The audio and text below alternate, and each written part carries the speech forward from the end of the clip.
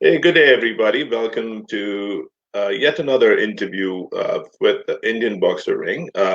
My guest today is Andrew Grace, a renowned judge, author, and a boxer breed historian.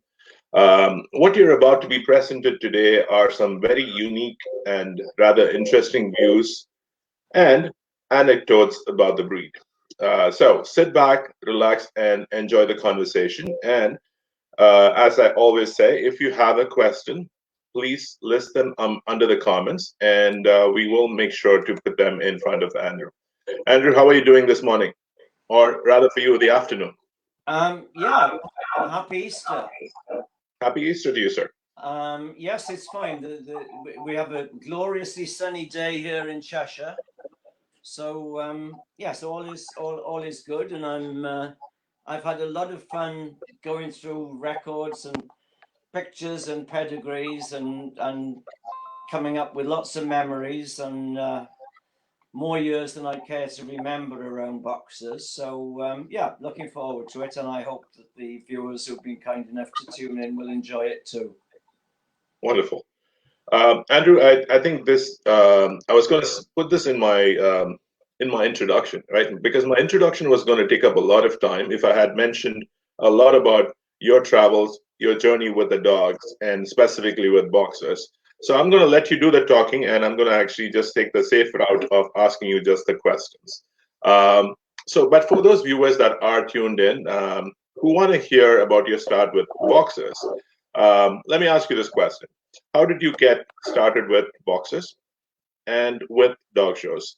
And the second part of my question is, um, since you are now a mentor and you share knowledge with people all across the world, what role did mentors play in your formative years with the breed?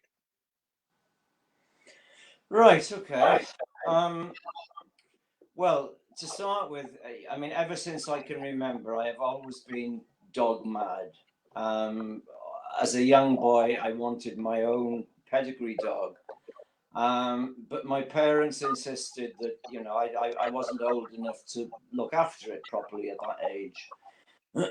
So anyhow, eventually I got to the ripe old age of 11, when we had to sit an entrance examination to see which kids got into the grammar school and which kids got put into what we used to call the secondary modern school. I got into the grammar school, luckily, and parents wanted to sort of reward this academic brilliance. So they offered me a new bike, a record player, a music center, various other things. And I said, I want my own dog or nothing. So, anyhow, eventually they gave in. So I had to decide on a breed. Well, like so many boys at that time, I grew up on the Lassie films. So obviously I wanted a rough collie. But parents said, no, no, no, no, rough collie's far too big. So I went off and did some research and I came up with this breed called the Shetland Sheepdog, which to all intents and purposes looked like a miniature collie. I mean, now obviously I know a little better than that, but at the time it was like a little mini collie. So we were getting a Shetland Sheepdog. Then one fateful day, my mother took me off to the dentist's, and when I was waiting in the chair in the surgery, waiting for the dentist to come in, there was a medical rep, and we were just chatting away, making small talk. And don't ask me how, but somehow the conversation got round to dogs. So I proudly told him that I was getting a new puppy. Whereupon he produced out of his wallet a photograph of his pet boxer, which was not a show dog. It was a plain red dog with a solid black face. And I just thought this dog was wonderful. So I had my filling, came out to the waiting room, and I told Mum, we're getting a boxer. And she said, but boxers are as big as rough collies. Anyhow, I could be quite a persistent little child. So we went off in search of a boxer puppy.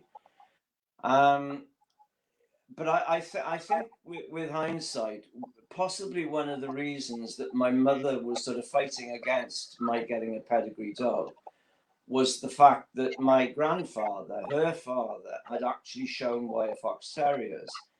And as a small child, she got so bored with being dragged around to dog shows. You know, when I expressed an interest, she thought, oh God, no, not again. I mean, he'd retired from showing dogs before I was born, so there was no direct contact, but, you know, who knows? Maybe it's in the genes. So we tracked down a boxer puppy that was for sale, and the people who were selling it were boxer breeders called Jim and Mary Griffin, and he was the chairman and she was the secretary of the South Wales Boxer Club. They bred boxers themselves under the Stallingdown kennel name, which wasn't particularly famous. But they owned a very, very good brindle dog called Avonbard Marcus, who was the sire of this puppy we were going to see. They hadn't actually bred it. It was a pick and litter puppy that they'd had back. Yeah, I actually have the picture of the dog, Andrew. I'm going to post it up on the screen. Yeah. We've got a picture of Bruce. So let's look at old Brucey. There he was, born in 1963. So you know, he was bought purely as a pet. I mean, when you look at the picture of him there, you can see he was a little bit straight at both ends. He had a decent head for the time, and he was just my pal. You know, he was my pet dog. But with the Griffins' involvement with the South Wales Boxer Club, you know, they insisted before we left that I became a junior member of the South Wales Boxer Club, and you know, they wanted me to go to their, you know, their dog shows and dog matches and stuff. So I I got really into this whole boxer thing, and all my pocket money was spent on, you know, buying every boxer book I could get my hands on. And I'd read this thing called the Breed Standard. I was 11 years of age, remember, and I compared Bruce to this Breed Standard, and I thought, well, this dog's a champion, you know. I mean, he fits everything, you know, to a T. So every morning before school and every evening after school, I used to take him for a run in the local park. And one day there was a chap who was sort of mowing his front lawn, who sort of shouted out to me and said, "Oh, you have a boxer." So I went over and we started chatting, and it turned out that he and his wife used to breed boxers. They didn't have any boxers at the time. They just got a very elderly bulldog and a Boston Terrier. But what they did have was a huge collection of British Boxer Club yearbooks. So whenever I went to the park, I used to call in on them, and I would sit there and just devour these British Boxer Club yearbooks. You know, I was like a kid in a candy store. And you know, in passing, I said the guy's name was Granville Rawlings. I said to Granville, "Oh, I'm going to show Bruce, you know, because I think he's so wonderful." And he didn't say anything at the time. So a couple of days later, my dad, who was a retail pharmacist, came in from work one evening, and he said, "Oh, I've had a phone call from this Granville Rawlings, this chap that you befriended, you know, on your walks to the park with Bruce." And he tells me that, you know, you're intending to show Bruce. So I said, yeah, I think I should. You know, I think he's a really good specimen.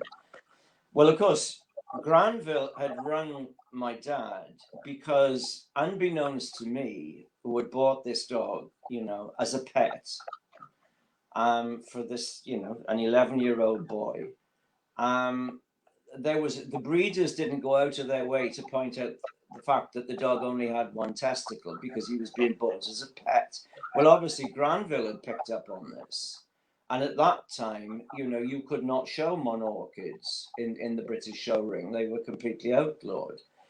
Right. And obviously he didn't feel it was his place to start discussing testicles with an 11-year-old boy. So he rang my dad and delicately explained that Bruce was never going to get inside the show ring. Right. So anyhow, my father broke the news to me, and that incidentally led to the father-son birds and the bees talk. Right. But that's another story.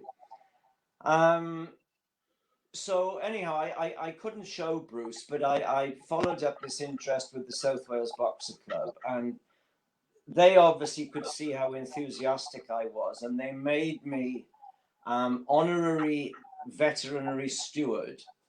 And I thought I'd really arrived. I mean, this was a big deal because in those days, all dogs had to be vetted into shows, before they could be admitted. So, I was allowed to stand there and hold the soap and towel for Peter Lonnan, the club vet. And I thought that was, a really big deal. So anyhow, I got more and more involved and more passionate about the breed. And when I should have been concentrating on my homework, I was busy extending the 8th and the 9th generation of Bruce's pedigree and all this kind of stuff. And it really sort of got under my skin. And then I had cousins in the southwest of England where I used to go and spend, several weeks every summer. And at that time, the Southwest was a real hotbed of boxer breeders. So my long-suffering uncle used to drive me around to visit, a lot of these people. I would regularly, obviously, we'd ring up and check that it was convenient, but we would regularly visit the likes of Pat Heath, who had the Seafeld boxers, June Grover, who had Akendine, Jessamy Mould, who had the Feldon boxers, and a lady called Jean Harris, whose kennel name was Mixon. She had actually bred Champion Seafeld Holbein, which Pat Heath had made up. And Jean sold me 2 boxer bitches on breeding terms. But at the time, parents weren't prepared to have other dogs at home, so I found someone locally that I could co-own these bitches with. And, that was how I bred my first boxer litter. Right. And there was also quite an eccentric character who actually lived in South Wales called Daphne North. Her kennel name was Corinna. And she'd spent a few years in Australia and then come back, and she had some decent boxers, and she allowed me to handle her boxers, occasionally. Jean Harris of the Mixons, I used to show dogs for her. So that they all, they were all very encouraging. They were all very helpful.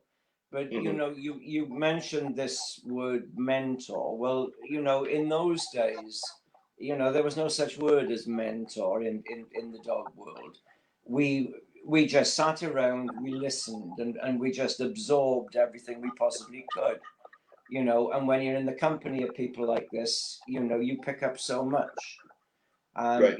And you hear different, so many different opinions. And look, by this time I was probably 13 or 14, but I mean, I was just like a sponge, and you just what, and I mean, when I think back, these people were so patient, because they had to put up with so many stupid questions from this kid.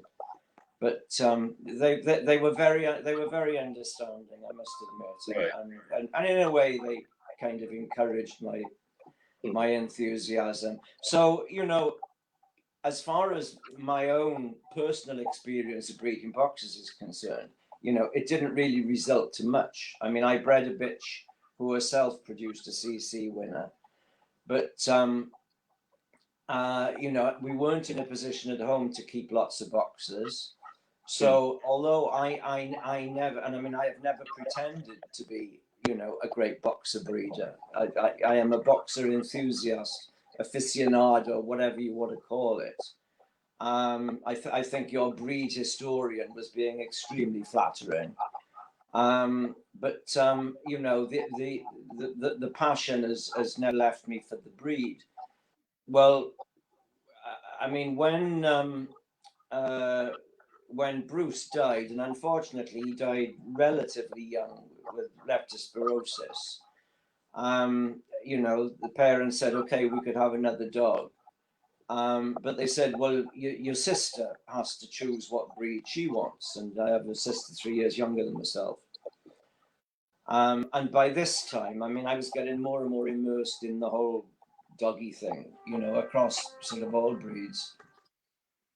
And I developed a fascination for Pekingese, you know, slightly fat face. And anyhow, I brainwashed my sister into believing that she couldn't live without a Pekingese.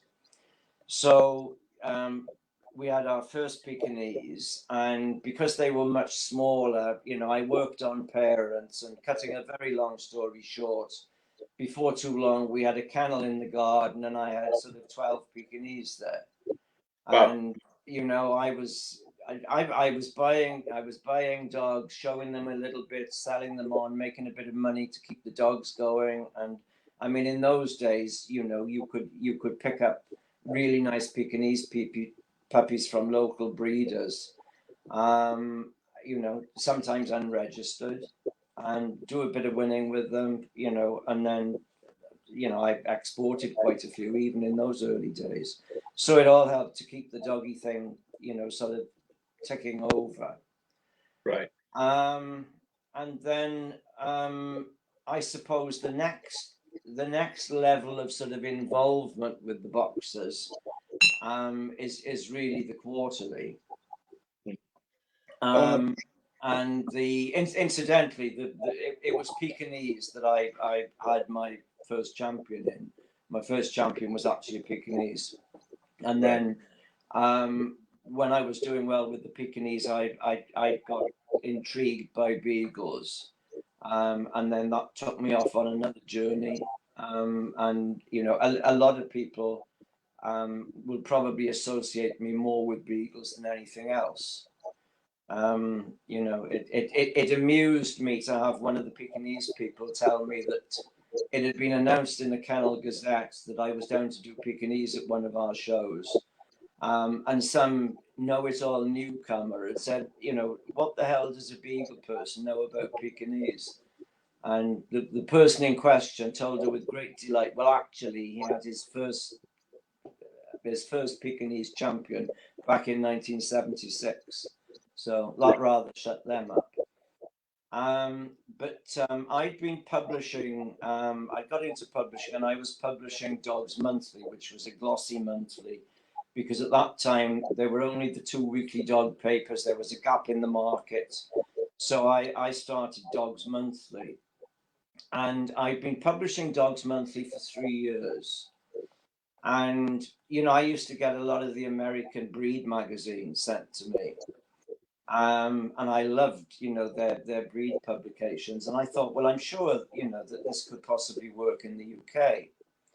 So I decided that, you know, let's give it a go. And I thought, well, boxers would be the ideal breed to do it. Right. Um, so in the year of the British Boxer Club's Golden Jubilee, which was 1986, 35 years ago, I launched Boxer Quarterly. Right. And from day one, I have to say the Boxer people supported it marvelously. And it's gone from strength to strength. Um, I today, know it recently celebrated the centenary edition. yeah, I they've just had the 100th edition, which is marvelous. Today, right. of course, it's now in the hands of dedicated boxer people, Tim Hutchings, Keith Jump, and Eddie Banks, Right. with huge input from breed archivists Robert McDougall, and Linda Carnaby, who puts the magazine together. And I get an enormous amount of pleasure from seeing the magazine prosper. So Excellent. I uh, know I know you're going to talk a little bit about Boxer Quarterly, or I'm going to ask you some questions about some of your articles that you published. Because that is for ones that have not gone through it. It is a Right. fabulous read, and I think you should go back and read those articles. They're very very informative and very useful. Specifically, your articles about the ones that caught my fancy was those articles about why breed evolved. And so, Andrew, I do have some questions for you later about the evolution of the breed as well. Now, Okay. before I actually ask you the next question, I do want to actually, I do have quite a few people that have tuned in here, so you might recognize a few names, Andrew. I have Carolyn Houston. Hi, Carolyn. Uh, and I'm sure I'm going to mispronounce this name. I have Lysel Butler Burke from Florida. Oh, Uh, Lisa Butler, yeah, she's a gorgeous, gorgeous Irish lady who lives in Florida, right, where she and her husband sell and rent out marvelous residential properties. Hi, Lisa. right. And I have Yanis Vlachos from Athens, Oh Greece. yes, Yana, yeah. Well, I've known Janos since he's a kid, and Right. he was as passionate about the breed as young as I was. I have Danya. I have Danya, who I interviewed, had the opportunity to interview from France. Uh, I have Okay. I have Diego Garcia. Hi, Diego. Diego should be handling dogs right now, not listening to me. Hey, Well, Dieguito. and I have Nicholas Spencer, and I have Jai Sima from India. I have quite a few people tuned in. I have Andrew from Seattle, Washington. Or actually, he's saying hi, Andrew from Seattle, Washington. I don't have his name yet, but we have quite a few people that are joining in, interested in hearing your views. Sharon Mead from Australia, um, Pamela Bowser Hutchins from the United States, um, and a few more. Andrew, I actually wanted to get us moving with my next question to you. Now, you actually stated that the first breed that caught your fancy was boxers, and even though you moved on to Pekingese, you still kept your interest, your passion for the breed alive. Um, by being in close contact, by speaking with breeders who share their knowledge with you. What I wanted to actually ask you is, what is your mental blueprint of an ideal boxer?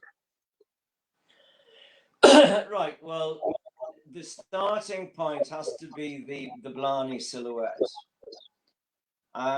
This was uh, a drawing created by Marion Fairbrother, who had the Gremlin boxers, who was hugely important in the breed. She was also a talented artist. She produced a wonderful book called Boxer Blarney in conjunction with Peggy Thompson, later to become Peggy Haslam. And this is one of the illustrations from the book. Now, if I was to be hypercritical, this particular illustration, you could argue that it's bordering on over elegant. It's a little on the refined side, maybe. However, it's so shapely and perfectly balanced with an ideal outline. Nothing is exaggerated. You can see ideal angulation, top underlines, the correct ribbing. Everything is taut and dry. The dog has a beautiful head and that perfectly crested neck. So, that I think is a very good basic blueprint to start from. Right. Now, in terms of in terms of this, I'm sure this book was put together in the 40s or 50s. Um, I'm not too sure about the chronology of when this was published, but this was published way back in time when boxes had not evolved to what it looks like in this picture. Maybe there were a few dogs that looked like it, but for a major percentage of I dogs, did not think look like I this. I'm not sure of the date without going and getting a copy, but I think you'll find that it wasn't actually as early as you've suggested. Hmm, right. Uh, Now, in terms of, again, we're going to talk in more detail about the evolution of the breed, Andrew, as in the years as it has evolved. But do you consider the boxer to be a head breed? To use that expression suggests that the head is the overriding factor at the expense of other features.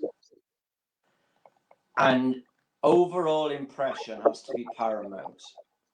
The whole picture, whilst paying particular attention to the head.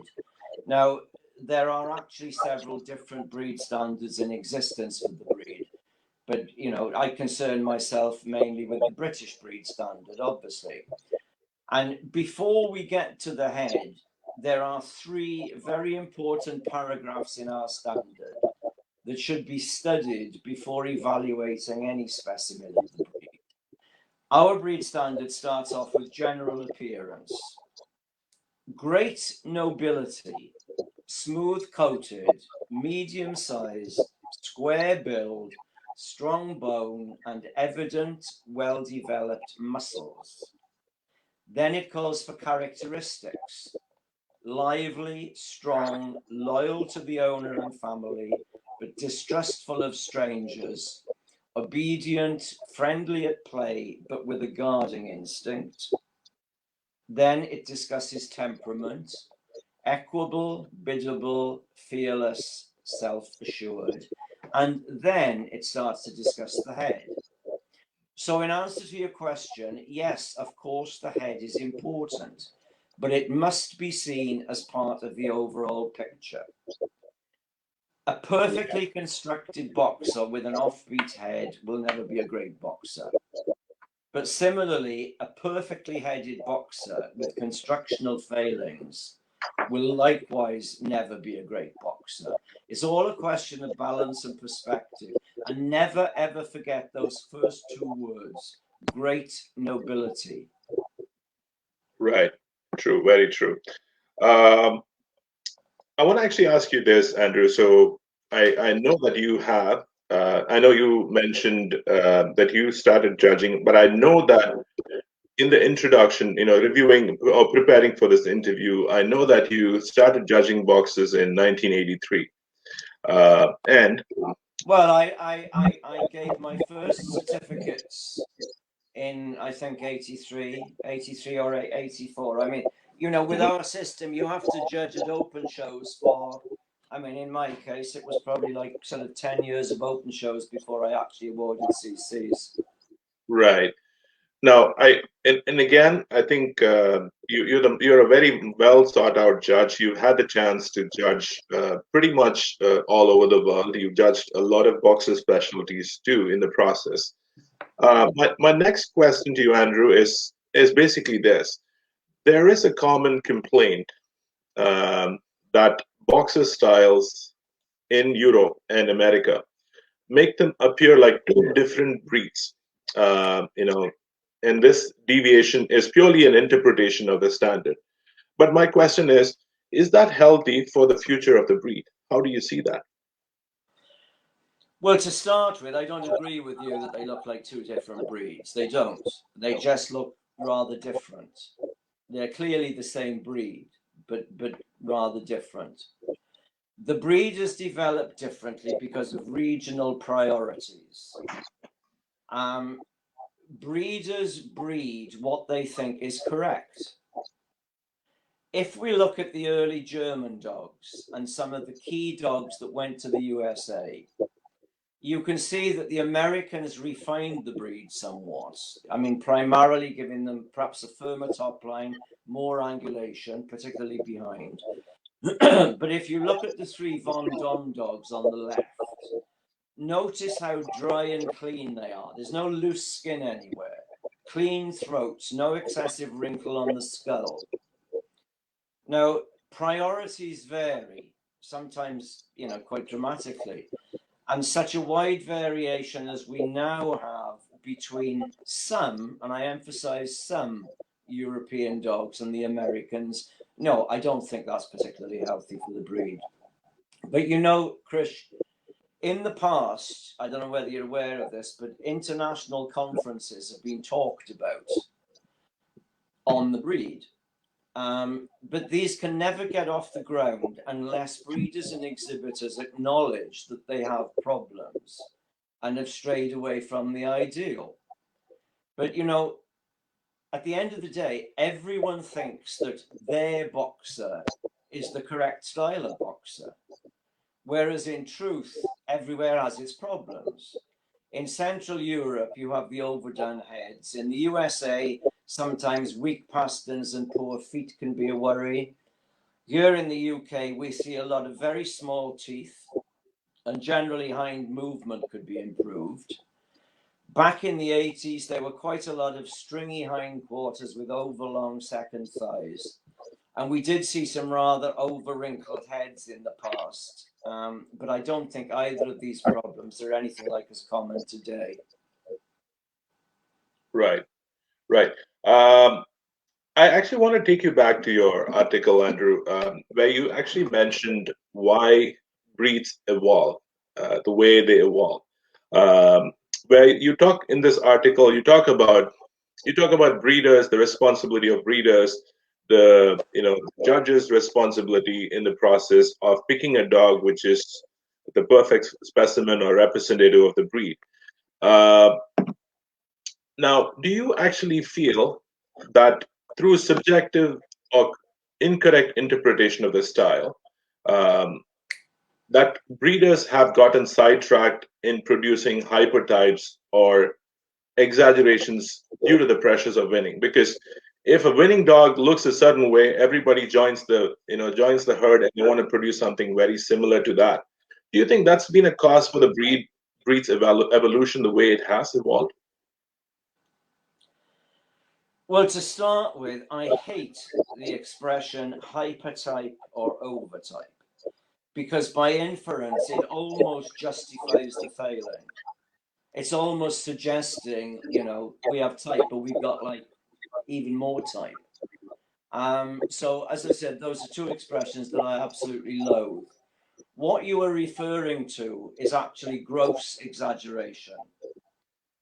But I cannot see how pressures of competition make breeders produce a look that they personally don't like. I mean, they breed dogs they have to live with and look at 24/7. So, who is going to produce dogs that don't satisfy their owners just because of show ring competition? That makes no sense to me. I mean, I believe that many of the European countries have drifted away from the ideal by exaggerating the boxer head to an alarming degree so that it borders on the grotesque. I mean, you see lots of loose skin, loose eyes, far too short a full face, with the tongue constantly hanging out. You know, you never saw that in the original German stock. Right, right, true, very true. Um, Andrew, I actually I've heard this term, and this term is actually always has made me think. The term that breeders associate themselves with. Breeders call themselves as preservation breeders. Um, Now, being a breeder yourself, what does that particular term mean to you? The term of being a preservation breeder. And I actually have a slide right for me, just to actually supplement your answer. Right. Well, to start with, this is a relatively new expression, which I think was originally coined by Bill Shelton, who is a highly successful American breeder of Pembroke Welsh Corgis. And as I understand it, Bill wanted to come up with a term that could be used to differentiate between a breeder, meaning someone who owns a bitch, mates it to a stud dog, and produces a litter for whatever reasons, and a breeder, someone who breeds his chosen breed faithfully to the breed standard, respecting the past, yet with the future of that breed in mind. Now, I specifically sent you this slide because it centers around Pat Withers of Witherford fame. And Pat, when she was, I mean, she's now actually in pose, but when she was active in the breed, she would certainly have fallen into that category of a preservation breeder. And her exporting Witherford Hot Chestnut from the UK to Karen Rejewski in Germany reflected the commitment that these two ladies had to the breed and indeed to its future. Now, Hot Chestnut's sire, Champion Witherford Dawn Sky's maternal grandsire, was probably the last of the Vendôme imports to actually come into the UK. Dawn Sky's sire, Champion Witherford Crystal Clear, who is the dog you see extreme right, was inbred, being from a father to daughter mating on a dog called Winking Like Giant and Jupiter. Now, Hot Chestnut's dam was also sired by Crystal Clear, her own dam being a granddaughter of the German import Helios from House Germania. So he was from a half brother to half sister mating on a completely inbred sire. But when Karen took Hot Chestnut from Pat, he brought back to Germany some of the style that they were in danger of losing, and must be considered a very important boxer in the breed. And with such a very tight pedigree, he was obviously born to produce. Right, right. Um, now, Andrew, I know that you have in your journey so far, you've actually followed boxers closely. I would say right from the time you got Bruce, that would be dating back to 1963 when you got your first boxer till now. You've been following boxers rather closely. And that would say, and again, I don't want to age you here, Andrew. I know that's been more than 50 years here. But listen, when you approached me about this, and I started to think in terms of more than half a century, when you put it like that, it's very, very sobering. I still think of myself as 26, for God's sake. Of course, of course. It's age is just a number. But I actually wanted to ask you this. I wanted to actually ask you to take us through some of the memorable dogs over the years, and also explain why it is memorable in your eyes. I have a few slides here that I put together, and thanks to you, you actually helped me put this presentation together. But I wanted to actually get your thoughts about a few memorable boxes over the years. Right. Well, the photographs that I've chosen represent a selection of boxers of whom I have special memories, and as I said just now, they span half a century, for God's sake. Those from the earlier years are dogs that I merely admired from ringside during my formative years, whereas the later examples are dogs I've actually judged and rewarded. Now, the first boxer who had a real impact on me was Champion Marbleton Top Mark, and you can see the slide up there now. And he was actually the first dog I ever used at stud.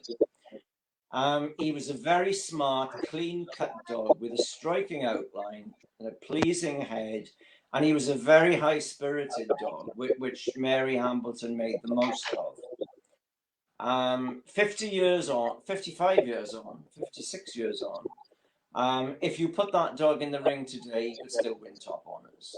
No question about it. A beautiful, beautiful dog. Now, he was sired by Champion Witherford Dawn Sky, who we mentioned earlier, who was the sire of Hot Chestnut.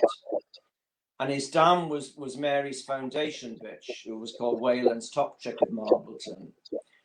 She was sired by Champion Winking Like Justice, who sired several champions, including 6 for the famous Wardrobes Kennel, one of which was the legendary Miss Mink. Now, Justice was also a half-brother to Dawn Sky's sire, Crystal Clear. So this was a very nicely line-bred pedigree.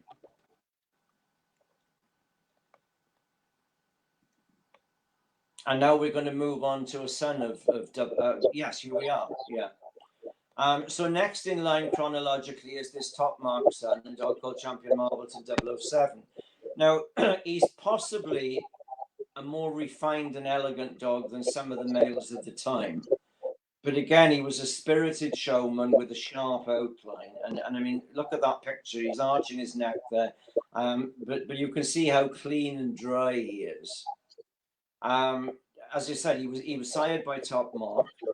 His dam was Marbleton Red Lace, who Mary had bred from two Feldons from Jessamy Mould, who was one of the West Country breeders I used to visit as a kid in the summer, and was a granddaughter of Felsine Faro, who was a significant sire at the time, although for some reason he never actually became a champion.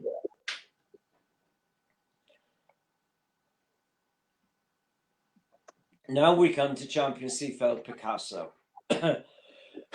And, you know, he was something of a controversial dog in that his head wasn't outstanding. Pat Heath, who owned him and bred him, you know, she would readily admit that his head wasn't his fortune. It was a little cheeky and he could have had a little more tilt to the nose, but it had a balanced profile with good strength and depth of underjaw. But where Picasso scored is that he was the consummate showman. He was a real stallion, superbly constructed, and a sound and powerful mover. Now, some of the older British exhibitors may well remember the day that a German specialist called Otto Donner judged the British Boxer Club's championship show and actually disqualified Picasso from the ring because he had a small black spot over one shoulder. But despite that, he won 24 challenge certificates. He became an all breeds best in show winner. And interestingly, that was won under Dr. Cabral from Portugal, who was used to seeing European boxers. But where he excelled was a sire, producing 18 UK champions to bitches of various bloodlines, some of which were closely bred, but some were virtual outcrossings. And he was another I actually used at stud. Now, he'd been bred from the first two Seefeld champions. Just go back a little bit, Chris. I haven't finished with Picasso yet. Oh, sorry. No, you're going in the wrong direction, kid. We need to go back. Okay. Sorry. No, you need to go back to Picasso. Yeah. No, that's 007. There you are. Okay. Right, let's get that blown up. Right, okay. As I said, Picasso was bred from the first two Seefeld champions, Holbein and Musgrove. Now, they were a son and daughter of Pat's foundation half siblings, Seefeld Radden Rembrandt and Seefeld Radden Rosina, who were both children of champion Wardrobe's Miss Sable, and Miss Sable was a full sister to Miss Mink. Rembrandt was by Felsine Faro, who I mentioned just now, and Rosina was sired by the American import Wardrobe's Delhart's Mac the Knife. So there was a little bit of an interesting American infusion there behind Picasso. So now if we go on to the next slide, which is a son of Picasso. This is champion Khalidad Redcoat. And he's was a dog that's always stuck in my memory. He was a Picasso son, and in my opinion, his best. He was a rich red dog with a far better head than his sire, but the same style and such a clean, well-balanced outline. He was very compactly made with, the correct moderate angulation front and back, and like his father, he too had attitude to burn. Now, Redcoat was bred by a lady called Valerie Garrett, and she bred him out of a daughter of her very first champion, which was a dog called Khalidad Obi Cheerful. Now, if you'd ever looked in a catalogue, this Obi Cheerful dog, his parents didn't look very exciting because they were just called Diamond Bay and Scamper Ella. No kennel prefix on either of them. But Diamond Bay was in fact a son of champion Witherfoot Crystal Clear, whereas Scamperella was sired by the German import Santi von Dom. And both Diamond Bay and Scamperella were also out of daughters of Winskip Winking Lake Janitor. So Obi Cheerful actually had a very classy pedigree when you look beyond the parents. And Redcoat, his dam, was also a granddaughter of Champion Wardrobe's Thunderbird, who was also an Albury's Best in Show winner. So now we move on to the next slide. Now we come to a dog who did a lot of winning in the mid-70s. This is Champion Star Mark, Sweet Talking Guy. Now, for me, this dog personifies the word quality. He was clean, dry, masculine, beautifully headed, and a sound mover. His neck flowed seamlessly into his shoulders, and his overall construction was really impressive. Now, his owner breeder, Jean Heath, was a rather petite and quiet lady who always had him under perfect control. But, you know, I often used to wonder if he'd been with someone more extrovert, like Mary Hambleton, whether he would have been allowed to project himself better. But nonetheless, he won 17 CCs. And Guy was fairly tightly bred because his sire was a double grandson of Champion Wardrobe's Right and Way's Autumn Gold, whereas his dam was a double granddaughter of Champion Star Mark Mike, who was Jean Heath's first champion. Autumn Gold was a double grandson of Champion Wardrobe's Wild Mink, and Mike was a Wild Mink grandson. So again, you know, a very beautifully line-bred pedigree and a very, very handsome boxer. Okay, now we come to the late 70s, when Marion Fairbrother, who was responsible for Boxer Blarney and the original line drawing that we started off with, she appeared with Gremlin Summer Storm, who actually went on to win 33 CCs. Now, the photo shows him as a relatively young dog, wasn't fully mature. But you can still see the excellent shape and balance. Now, at the time, there was a lot of controversy about the authenticity of his pedigree, and this will always be one of the great mysteries of boxer lore, now lost in the mists of time. But Storm was a classy boxer who also proved his worth as a stud dog, notably producing Champion Tygarth famous Grouse, who was a phenomenal sire with, I think, 17 UK champions to his credit. Grouse was extremely dominant, always putting his stamp on his children, and made a huge contribution to the boxer breed. And Grouse's dam was a granddaughter of the Canadian import, Gay Mitts Jolly Roger, but the bitch line was generation of Sheila Cartwright's Tygarths. And he also had a younger brother, Champion Tygarth Glenmorangie of Gen Roy, who himself produced several champions. Now, Storm's sire was Gremlin famous Footsteps, and this is where the questions were always raised. And his dam was a double granddaughter of a dog that Marion had brought in from the United States called Gremlin Treseda's Catch Me Red. So that was Summer Storm.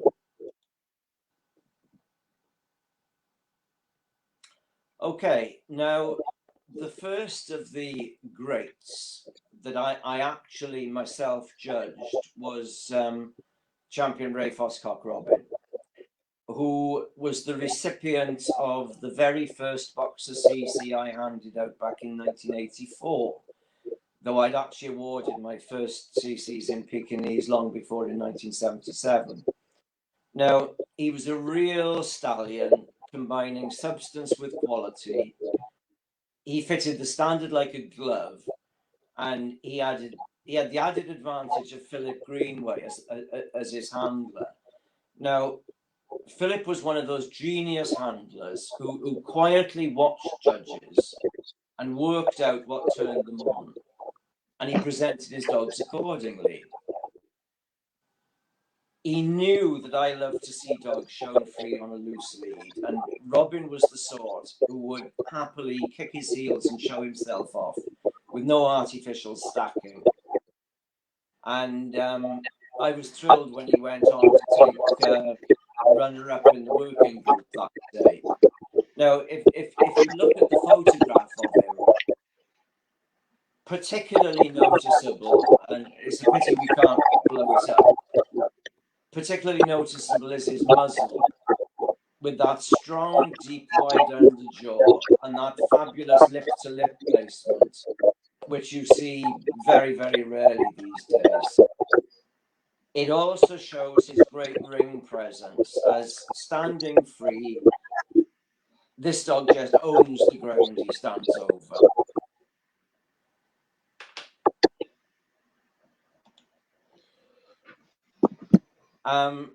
Can we just go back to Cock Robin for a sec there, Chris? Yeah. Other direction. Yeah. Sorry. No, one before. There. We got Cock Robin back? Yeah, okay. Now, Robin was actually sired by champion Norwatch Glory Boy of Rayfoss, who was the litter brother to the famous Brock Whisker, who won many, many more CCs, but came from a virtual outcross mason, as his dam was sired by the American import Sal Gray's Minuteman, out of a bitch who combined Dutch lines with Witherford and Marbleton. So he had rather a sort of cosmopolitan pedigree. Now, the following year, when I judged the breed, we can go on to the next slide now. My best of breed winner was champion Marbleton Dressed to Kill. And he was a remarkable dog for so many reasons. When progressive axonopathy was discovered in the breed, it was devastating for many breeders, as this hereditary disease affected some top winning kennels, including Marbleton. Now, less determined people would just have given up, but the Hambletons, who had an incredibly strong team at the time, virtually had to cease breeding from their existing stock and start again from scratch, which they did with renewed enthusiasm, importing significant dogs from Europe on a grand scale. Now, this dog, Dressed to Kill, he was by one of their Dutch imports, a dog called Quinto Manolito von de Klapperheide, out of a daughter of another, who was called Dandy von Staurenschloss, who had been mated to a daughter of another Dutch import, Urban van het Deneldaal. And both Urban and Quinto sires were sons of the very, very famous Dutch dog called Champion Fausto. And the only British breed behind Dressed to Kill was actually on the tail bitch line, which went back to Champion Wardrobe's Flashing Stream and Champion Cuckmere Joe. Now, Andrew, sorry to interject, Andrew. But is it possible for you maybe to get closer to the computer, because there seems to be some kind of a voice distortion? Well, I mentioned this to you when we were doing the warm-up, and you said it was fine. Well, it was fine till this point. I guess it's actually it's getting worse now.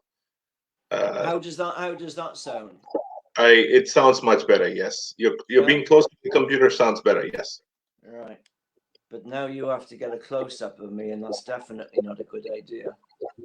Well, we're paying attention to you as well as the dog, so yeah. Well, let them concentrate on the dogs. Now, if the sound deteriorates, you tell me, okay? Will do. Right. Now, we're talking about this Dressed to Kill dog.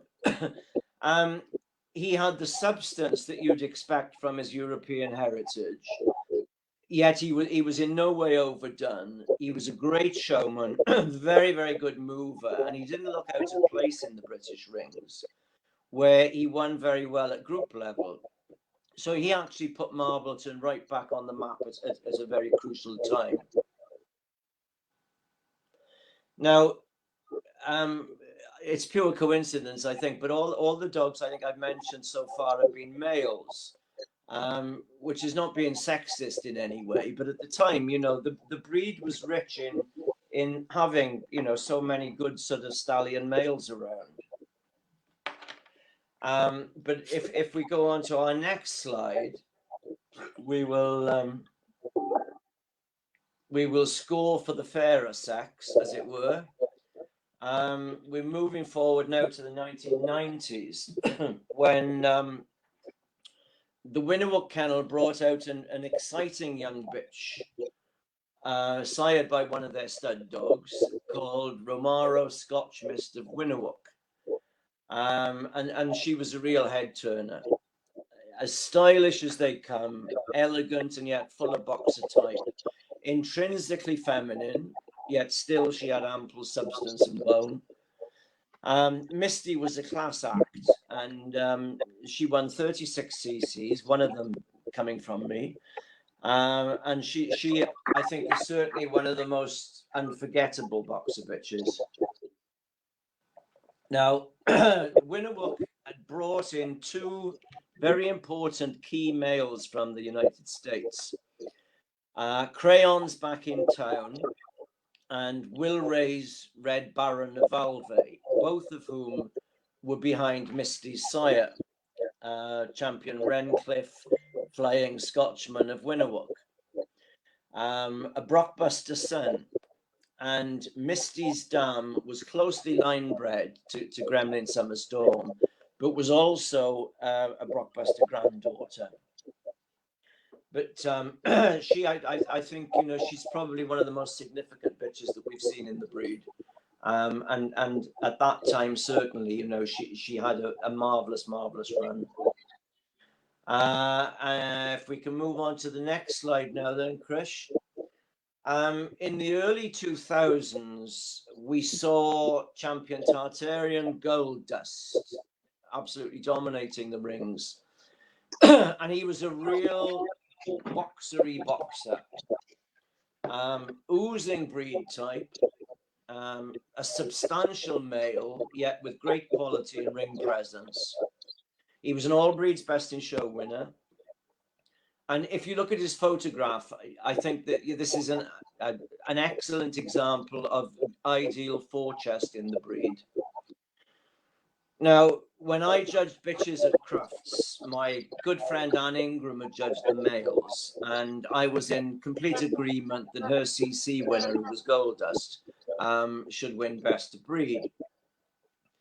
Now, Gold Dust was sired by a dog who I always felt was somewhat underrated, a dog called Champion Hillthorn Gold Blend. And he didn't actually win his title until after his most famous son became a champion. Gold Blend was the son of champion Fairdawn Phineas Fogg, whereas his dam was a Phineas Fogg granddaughter. He had Glory Boy, who was the sire of Cock Robin, on both sides of his pedigree.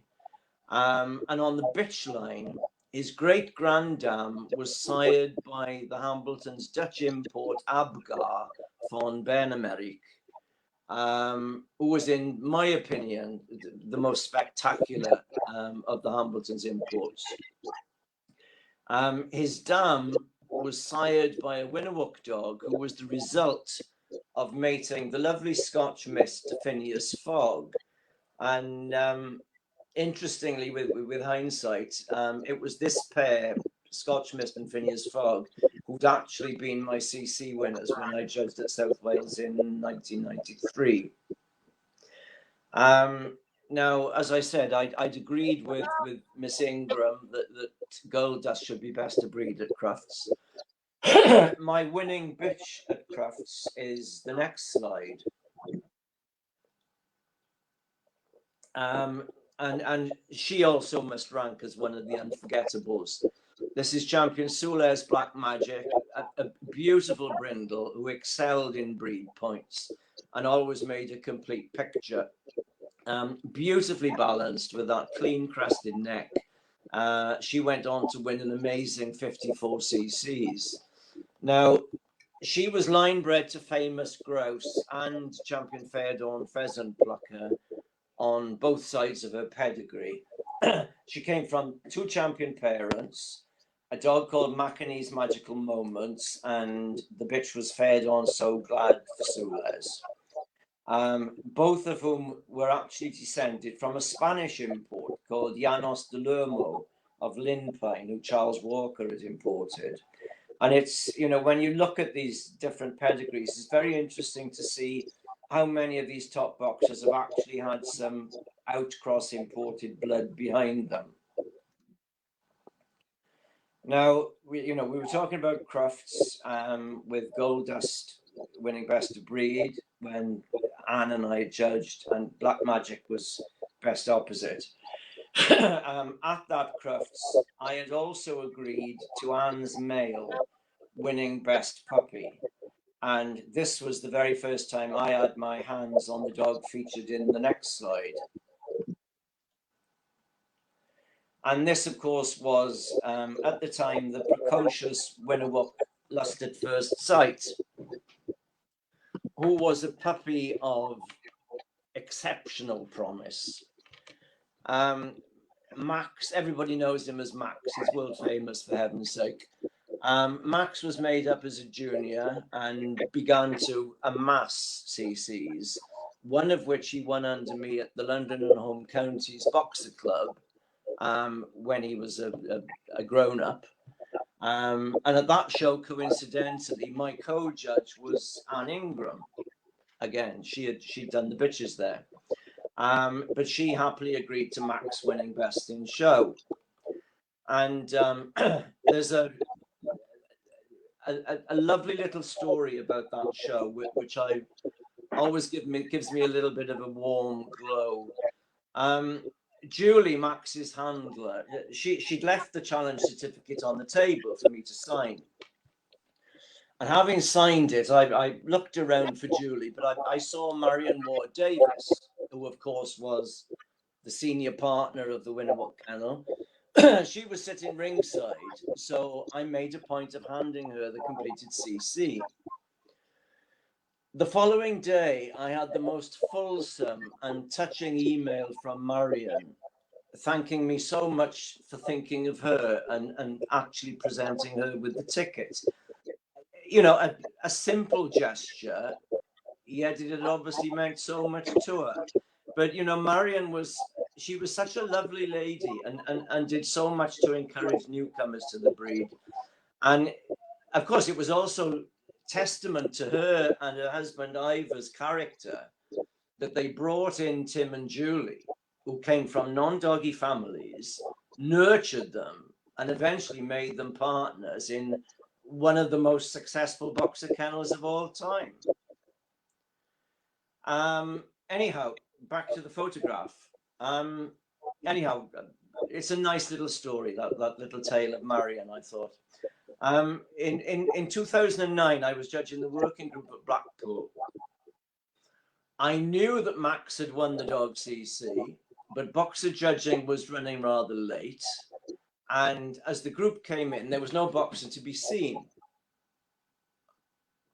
Thankfully, Julie had won best of breed, rushed in at the very last minute, but Max was still firing on all cylinders and was an easy winner of the working group. He later went on to win his first All Breeds Best in Show, which was obviously a great thrill. The photograph was taken just after he'd won Best in Show. Now, Max had an incredibly close inbred pedigree that combined all the cream of the Winnowick Kennel, basically.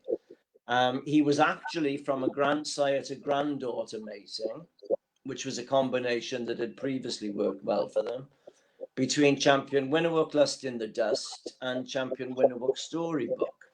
But not only that, Storybook's maternal granddam was actually full sister to Lust in the Dust. So, I mean, such a tight pedigree. It was little wonder that Max, you know, became such a dominant sire. Now, whilst he was much loved in the breed, where he pleased specialists and all-rounders alike, Max was also he was very much a big ring dog, and he won an amazing 21 working groups. His record for the breed of 74 cc's, I cannot imagine being broken in my lifetime, if ever.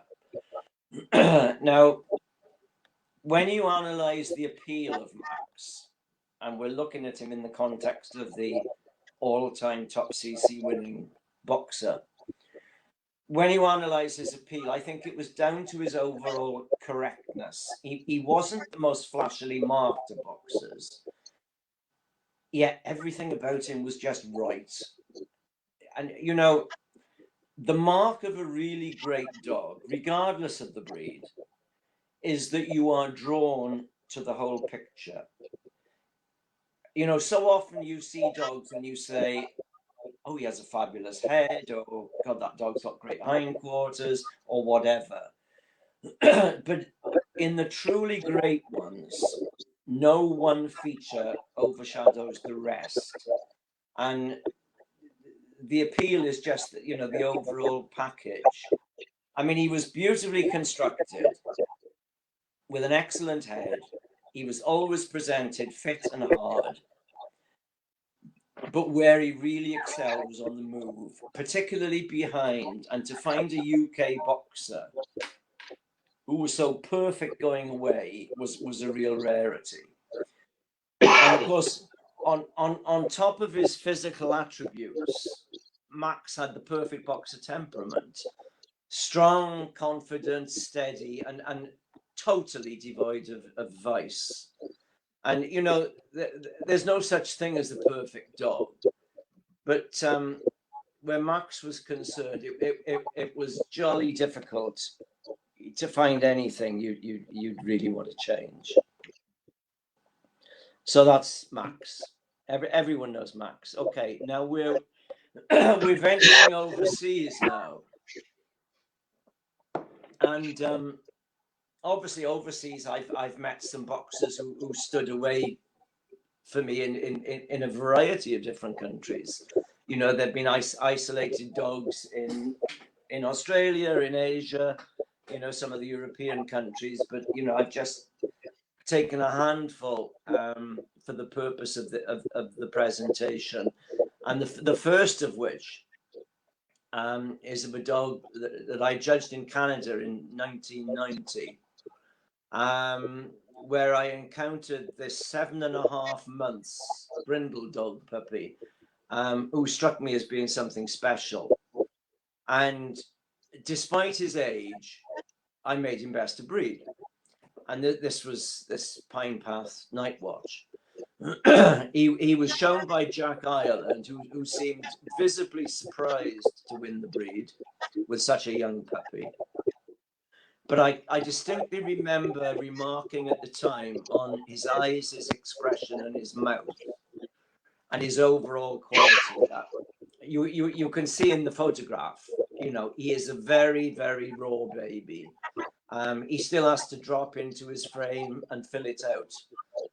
But everything's in the right place. And when he did fill out his frame and matured, he did some significant winning. And he also went on to become a sire of some note in Canada. Now, if we go on to the next slide. Now, I first met Kim Postella in Detroit back in the 1980s when she was showing a very handsome red dog whose name was Barina's Gemini Splashdown. And I remember he was a son of famous Amos, but interestingly out of a granddaughter of a British bred dog called Champion Steinemere Summer Gold. Then many years later, I was judging at Monmouth County in the States when Kim came in with a really magnificent high station dog that turned out to be High-Tech's Arbitrage. And he really blew me away. He was clean lined, clean headed, with this really wide underjaw and just rippled with muscle. He probably had more substance than some of the American dogs, but not a hint of coarseness. And he was a clear best of breed winner for me that day, and is another who was there permanently in the memory bank. And I think I actually used a photograph of him in a book that I did called The Essential Guide to Judging Dogs. I'm sure arbitrage is in there somewhere. So we now move forward some 20 years, a considerable jump to 2014. And I was judging over the American Kennel Club National Championship weekend for the Central Florida Kennel Club in Orlando. I had a huge boxer entry and a marvelously big ring in which to judge them. So it was really fun to work the entry. There was a great ringside, big ring, and it was a really top class entry. There was a very strong best of breed class, but as soon as one particular red male strode into the ring with a handler that I'd never seen before in my life, I was absolutely spellbound. And he was one of those dogs who just caught your eye and held it. And on close inspection, he didn't disappoint. He had one of the best heads I've ever seen. This beautifully crested neck and the most striking, crisp, dry outline, as hard as nails. And he moved out with such power, effortlessly covering the ground. And I mean, to me, this dog came very close to the Munich silhouette that all boxer people will have heard of before, I hope. He was every inch the stallion and showed his heart out for his handler, who was a guy called Hernan Pacheco. I think I pronounced that correctly. Now, my dear friend, the master handler, Diego Garcia, was competing at the same time with his big winning brindle bitch, Devlin. But on the day, I just couldn't get past this male. So best of breed went to grand champion Vixeo's Golden Hammer, and Devlin was best of opposite. I just thought he was quite spectacular. And 2 years later, I met him again at the Eastern Dog Club, where he repeated his breed win, going on to take the group under Paul Wilhock. And he finished up reserve best in show to a phenomenal pug. And Michael Faulkner, who I consider to be one of the finest all-rounder judges in the USA. And we've just mentioned Diego. And talking of Diego, a boxer I would love to have judged but never did was the red bitch with which he had so much success. And of course, I'm talking about grand champion Windfall, Brookwood style Dream, known to all as Scarlet. There is a video of her, a video clip of her at, I think it must be one of the ABC events.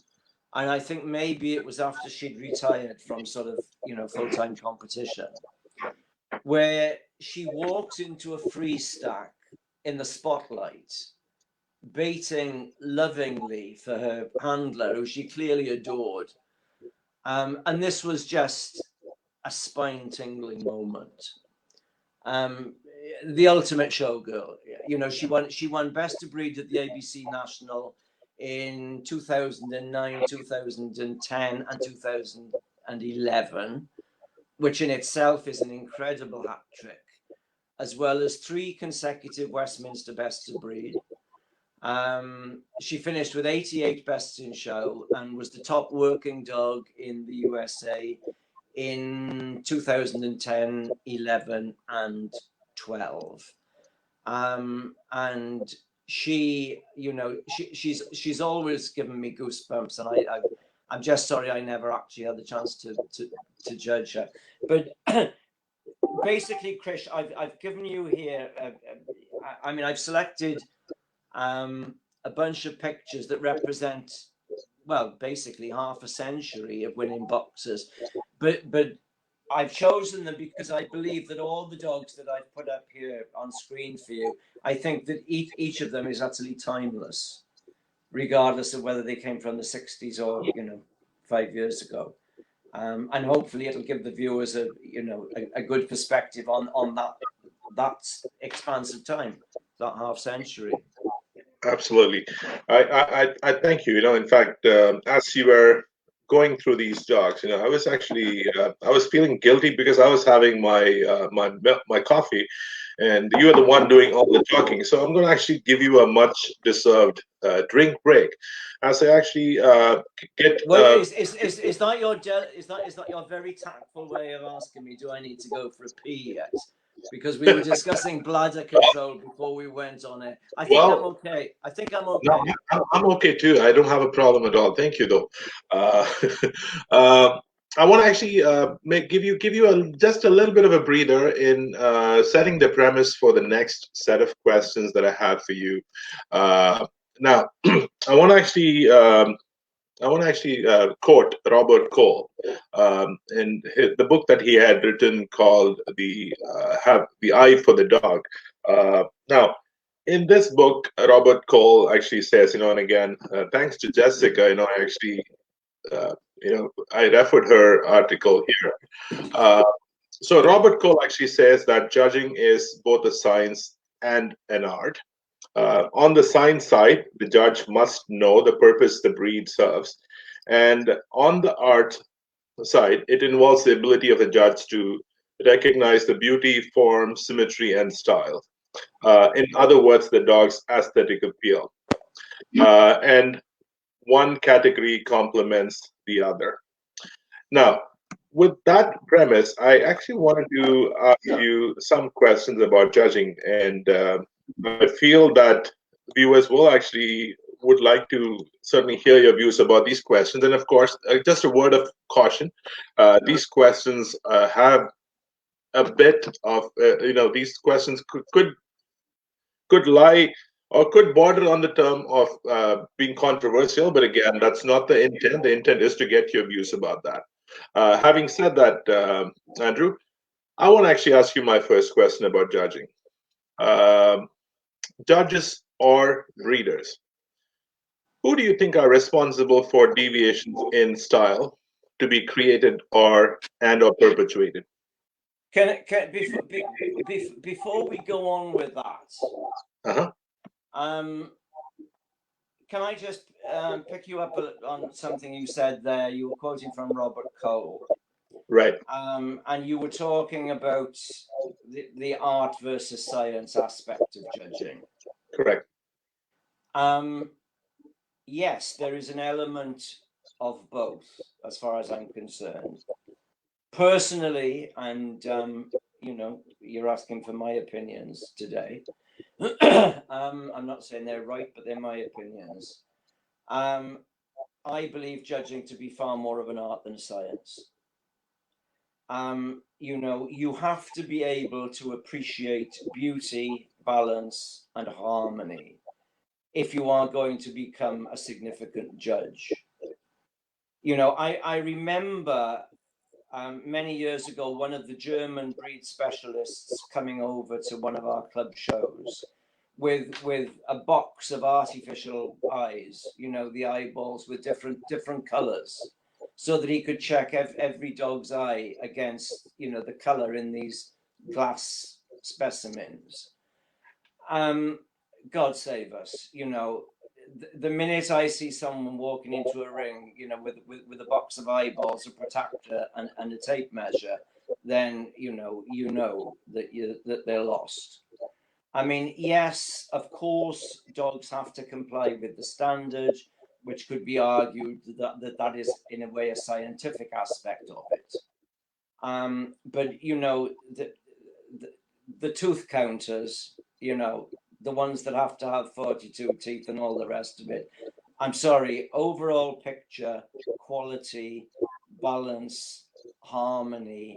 And, Frank Sabella, who was a great friend of mine, who sadly we've lost not that long ago, a fantastic professional handler, an even greater judge. On one of the several occasions I interviewed him, I remember him saying, the minute a dog walks into my ring, I want it to scream its breed. And, you couldn't express it better. So, yes, it is. Yes, it's scientific to a degree, but as far as I'm concerned, it's more of an art, and it is something you can anyone can teach themselves to educate what eye they have, but the really great judges have an instinctive eye for quality, and it's not just it's the kind of eye that doesn't just apply to dogs. You could put them in a horse show or a cattle show or a goat show, and the chances are they'd spot the winner, because Right. it's all down to quality, harmony, balance. I True. think I think the question that you were attempting to ask me before I hijacked you was something about, is it the judges or the breeders? Right. And who is responsible for, I think your words were, deviations in style. Yeah. Deviations and styles to be created at purpose. Okay, right. The simple answer is both. But remember, judges can only judge what the breeders put in front of them. The breeder, therefore, has the greater responsibility. Judges can influence a breed to a degree, but they should always be mindful of their responsibility to the breed and not passing fashions. Right. Uh, Thank you. That was great. I want to actually ask you the next question here, Andrew, which is, um, I've heard people like you come on this program and share their views about judging, balance, type, temperament. Of course, there could be other, but these are the three primary things they look for when they look for the dog: screaming type, balance in actually balance in the dog when it's stationary and in its move, and the temperament, which is very specific, definitive character for the breed. Now, as a judge, when you are judging a dog, and you have a specific time duration for you to judge the dog. Maybe you get 2 minutes, 2.5 minutes, depending on the number of dogs that you have. You don't have written critiques in some countries. Some countries they still do, where the 2.5 minutes becomes maybe 5 minutes. But my question is, in a context where you have a limited time to judge a dog, do you think as a judge you get adequate time to check the soundness of temperament in the dog that is being shown? Absolutely. We're not in the confirmation ring to conduct working trials or obedience tests. In the allotted time that we have, it's easy to determine whether a dog has a typical temperament with no aggression or timidity. No problem. If a Right, dog has a temperament problem, you will know within 2 minutes. Don't worry. right, right. Any, like for example, and that's where I actually want to get your thoughts more on this one here. Handlers do a lot. Handlers can actually, set the dog up. They can draw the picture for you, present the dog in all its glory, and in doing so, they could also mask the temperament of the dog as well. This is something I've heard people tell me. What are does it actually, masking of temperament, does that give the true picture of the dog when it's exhibited in front of you? A dog, no matter how talented a handler may be, they cannot disguise the temperament of a dog. Hmm. Okay, all right. Thank you. I'm good with that, Andrew. Now, you actually took us through that through that dogs, the dogs that have, you know, that you, in your opinion, had a lot of influence in the breed. A lot of similarities in the dogs that you had shown, but most of these dogs in the early years that you put through in terms of their transition, they're dogs from of an English origin, dogs from England, from UK. Uh, Now, obviously, you have a mental blueprint. All of those English dogs were descended from German dogs. Of course, true. So you have a blueprint of your ideal boxer, which is your mental template. But does it make it easy or difficult for you to judge different styles, which deviate so much from your mental blueprint? When you're, let's say, for example, when you're traveling and you're off to, let's say, a country which has different styles, does it make it easy or difficult for you to judge the dogs that are being exhibited in front of you against your mental blueprint? Obviously, anyone's mental template is colored by the country in which they live. I mean, that's basic logic. Judging dogs is about assessing dogs against the breed standard that is in force in the host country where you are judging. As the various standards are, in essence, asking for the same thing, it's not a problem to work with dogs of a slightly different stamp than you might be used to. Now, I think when you interviewed Linda Neslund, she mentioned the advice she was given about judging silhouettes. Yes, was it Linda? Yes. It was Linda. I thought it Yes. was. Now Yeah. that may well have come from the same source, because I remember the great Finnish all-rounder Hans Lehtinen saying to me, "Step well back from the lineup, mentally paint all the dogs black, study the silhouettes, and then worry about the details." Right. So the answer to your question is no, it's not a problem. Okay.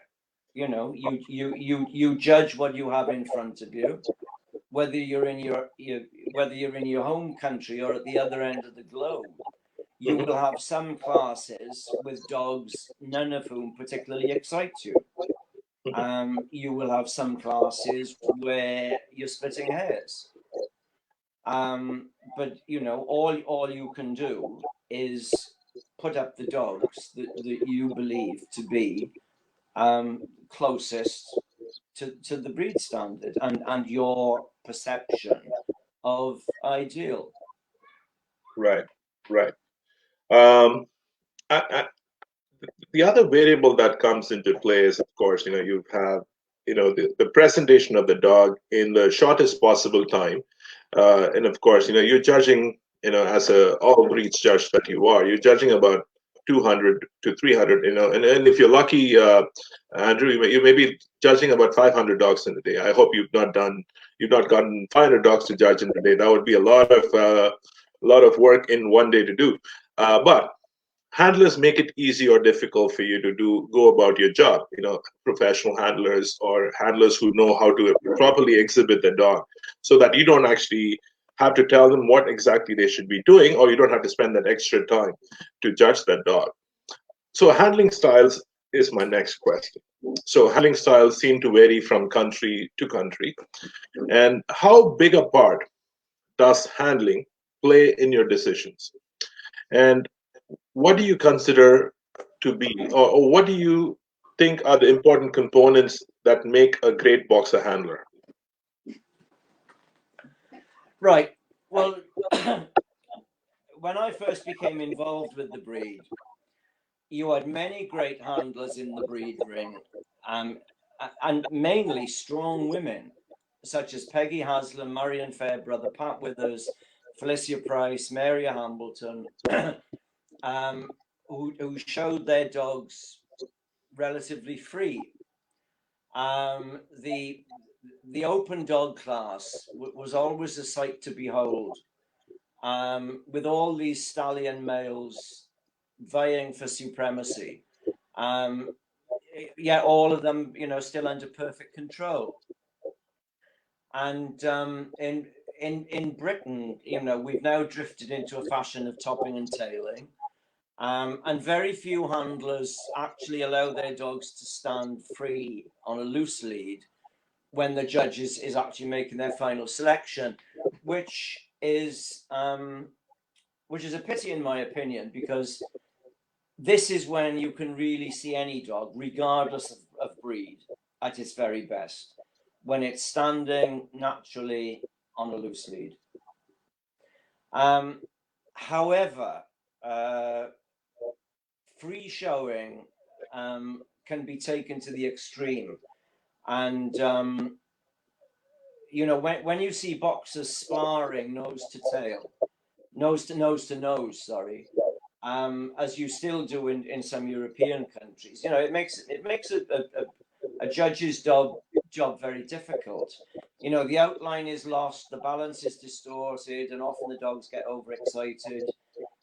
And furthermore, in these countries, dogs just aren't trained to move in disciplined and coordinated fashion. Krish, on the screen at the moment, is there any way we can lose that banner, which is slightly obscuring the slide? For sure. Thank you.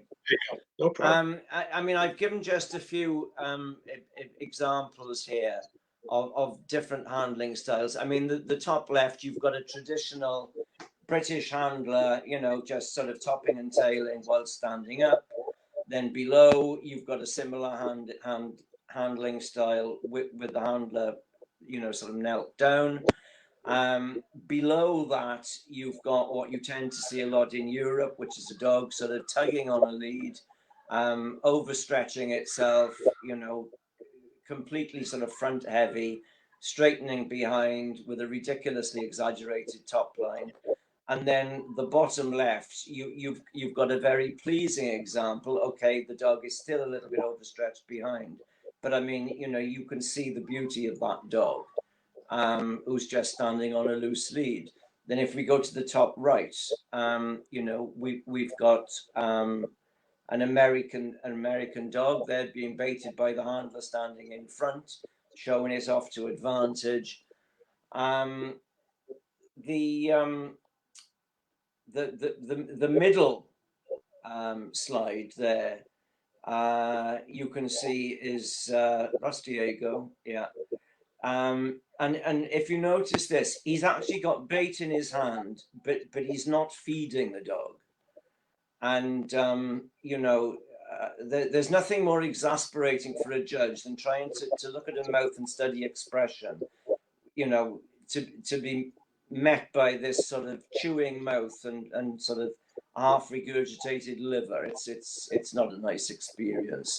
And then bottom right, we've got Diego again, doing a beautiful sort of free stack. So there you've got a sort of combination of handling styles. But, talking about this business of, sparring boxers,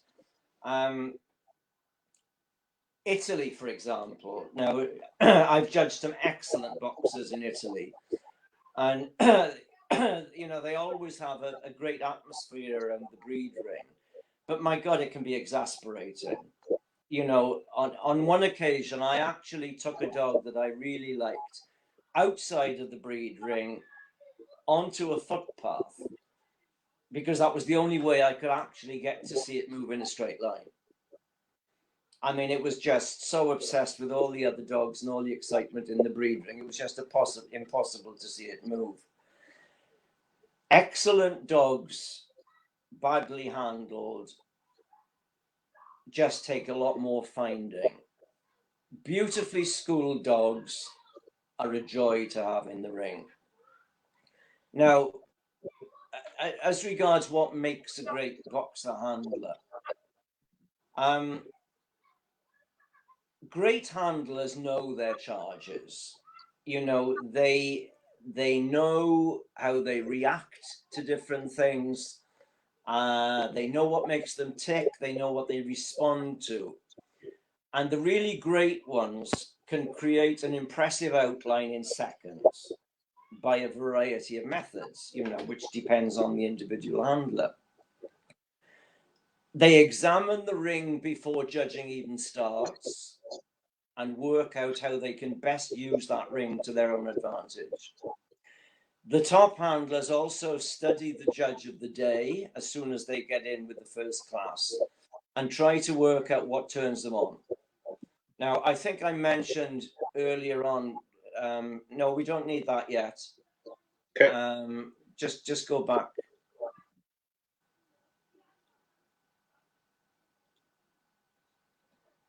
Right, okay, blow that up. Yeah, okay. I think I mentioned earlier on Philip Greenway of the Rayfos boxers when we were possibly discussing the Cock Robin slide.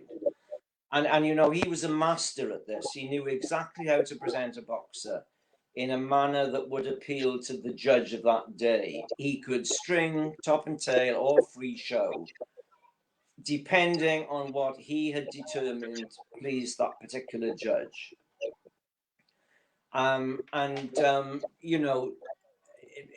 If you look at Diego, the current master of his craft, he has an amazing rapport with every dog he takes on, and you can see there's this mutual respect and admiration between him and his charge, and he can just basically stroke a boxer and create a spectacular outline. And let's not kid ourselves. Of course, there is, with Diego, there's that little extra Latin drama, which always makes judging his dogs that little bit more exciting. So you always get a little bit of a bonus when Diego's in the ring.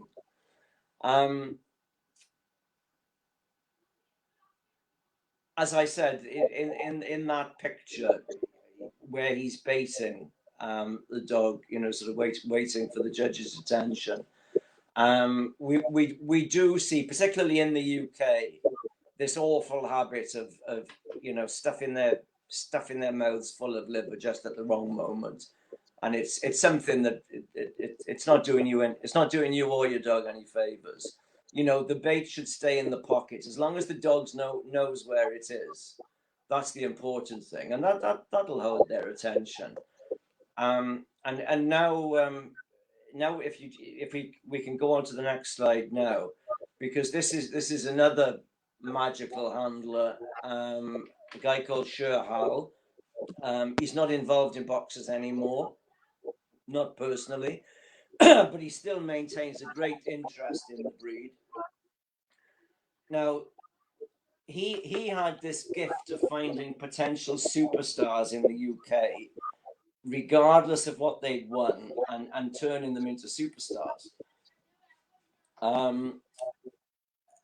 Sure, again, could create a picture in seconds. And, he himself, he was a former Mr. Universe finalist who owned a gymnasium. So not surprisingly, his boxers were always in the most amazing muscular condition. He also had a great instinct for combining bloodlines that might not have been blended in the UK, either for personal or political reasons, and producing, wonderful homebred stock. He came to the UK in 1982 and bought a CC winning dog from Lynette Davey called Kitwi Out of the Blue, who was sired by champion Gremlin Summer Storm out of a granddaughter of champion Seafell Picasso. He had a successful show career, but became a very significant sire with 17 Norwegian champions to his credit. Then a few years later, the Sorcerer, which is the dog that we're looking at now on the left, he'd been spotted at a show in the UK by Sher, where he hadn't won anything particular.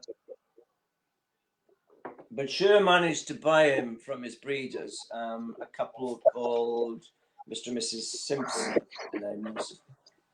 And And he made him into one of the top winning dogs in Norway. He was predominantly European bred on the sire's side, whilst his dam combined several successful UK bloodlines. In 1988, he went to 10 shows, winning 5 Albury Best in Show, and he was actually Dog of the Year All Breeds in Norway. So he's the dog on the left, and he also made his mark as a sire. And he proved particularly successful when he was mated to daughters of Out of the Blue. And a son of his, this Arco dog, who you can see on the right, this dog was actually out of a blue daughter. And I mean, if you look at the two pictures, together, you can see, that the son is basically a clone of the father. As I said, Arco was out of a blue daughter whose dam was a gremlin bitch. And interestingly, he was competing at the same time as another UK export, but this time a bulldog called Tygarth Lucifer, who was bred by Sheila Cartwright. More famous for her boxers, but the breeder of several outstanding bulldogs, as well as Boston Terriers and Great Danes. And they had many battles in the big ring. And then later in the mid-90s, Shure imported another British dog, a dog from Edna Woods called Sandine Dance Sequence, and campaigned him to runner-up Dog of the Year. And that was pretty much, I think, the last dog that Shure campaigned. But he was a very, very gifted handler, and someone who Shure was one of the disappointments in my life, in that he never pursued judging, because he had the most incredible eye, not just for boxers, for any breed. And when he was coming over on a regular basis, we would often walk around shows together, and you could put him at the ring in any breed, and his eye for spotting quality and greatness was just instinctive. And he would have been, had he chosen to, he would have been one of the top Scandinavian all-rounders. No question about it. Thank you so much for that, Andrew. I want to actually get back into some more questions about judging. And again, you being you being a most sought out judge, and again, judging is the most common complaint that an exhibitor could have. They might always, that part of the reason could be that they didn't, they actually did not think beyond their dog, and they decided that the judging was not fair. But again, I don't want to actually talk for them, but I want to actually talk about a general complaint that one hears a lot in judging when it comes to judging. It's called the term face judging. The common complaint is that face judging, that's right. So my question is, the complaint is that the judges play it safe in awarding honors to a dog or the handler they know. What are your thoughts about that? Yes, face judging. The cry of the embittered loser. Just think about a few things, Krish. Remember that no one came into dogs with a ready-made set of friends. Everyone was once upon a time a lonely beginner. Over the years, they gravitate towards the exhibitors who show a similar style of dog to their own, possibly of similar breeding, and eventually they become friends. They may use each other's stud dogs or exchange breeding stock, and at some point they may become judges. Isn't it logical to assume that they will be appreciative of dogs similar in stamp to what they own and breed. If these happen to be owned by friends, so what? The important thing is that they put up the best dogs on the day, regardless of ownership. Now, you know, in the past, I've done lots of judging seminars, and people are often horrified when I announce that nothing gives me greater pleasure than being able to put up a good friend because they have the best dog in the entry. But that is the key.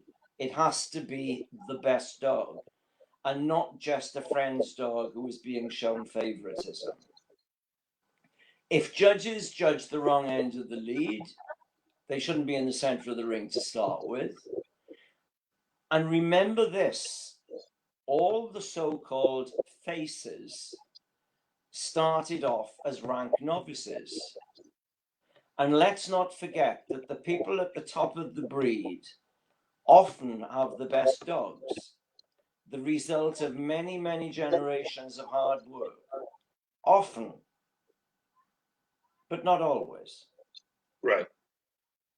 True.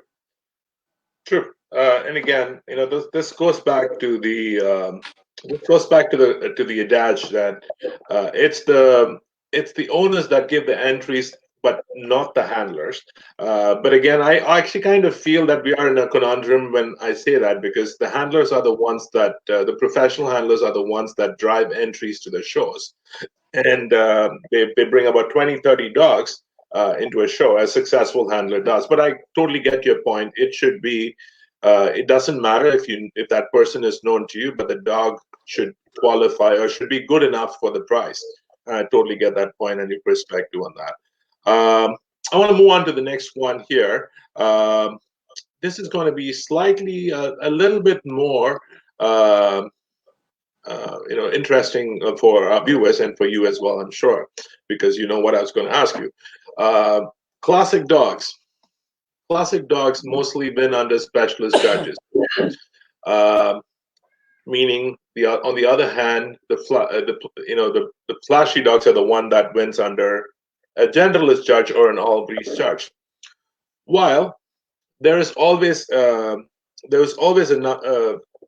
thought or a people with thought that there's a lot of all breed shows that we have to fill up judges with, and so we have generalist judges who fill up that task of judging breeds that they are not very familiar with.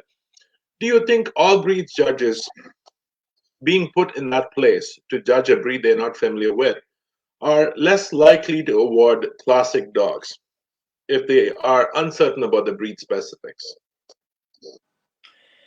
Right. Well, to start with, I'm not exactly sure what you mean by a classic dog, but I assume you refer to a dog that fits the breed standard very closely. No. Whether Let a me judge. clarify that. So a classic dog Sorry, to me is a no. dog. Let me ramble on, and then you can come back at me. Okay, all right. Whether a good, you're smiling. Whether a judge considers himself a breed specialist, and there is a world of difference between a breed specialist and a breeder judge. I'll come back to that later. Or an all-rounder. He should never be uncertain about breed specifics. If he is, he shouldn't be judging the breed. Okay? If by a classic dog, and I think this is what you're meaning, you're referring to a dog that is technically correct, but doesn't necessarily display great nobility and isn't noticeably self-assured, then I do believe that breeder judges may be more accepting of such a dog than an all-rounder would. Now, when we were looking at the individual slides, I talked at length about Max, champion Winnowick, Lust at First Sight. I think he would fall neatly into your classic boxer mold and won most of his many CCs under breed specialist judges. Yet the all-rounders appreciated him too in both the breed and group rings. So, I think that answers your question. I just want to kind of, I want to actually kind of just rephrase my question. When I said classic dogs, I meant dogs that do not have a lot of white. Um, Classic plain, Well, a plain dog. that's a completely different. That's a completely True. different Sorry. thing. So sorry. My apologies for that. So a plain dog versus a flashy dog.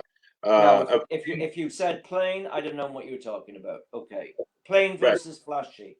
Correct. Um, I think that I think you know I think the breeders are largely to blame for this because um, I think culturally and I mean I'm speaking obviously predominantly about British and American people, not necessarily the Europeans. Um, I think you know for so many years now, you know, breeders have just dismissed plain puppies and put them in pet homes or out on breeding terms. And it's very few, and they would be very brave breeders who would actually, you know, run on um, uh, a completely plain boxer, no matter how wonderfully made it was with the great head or whatever. Um, I think I genuinely believe if more people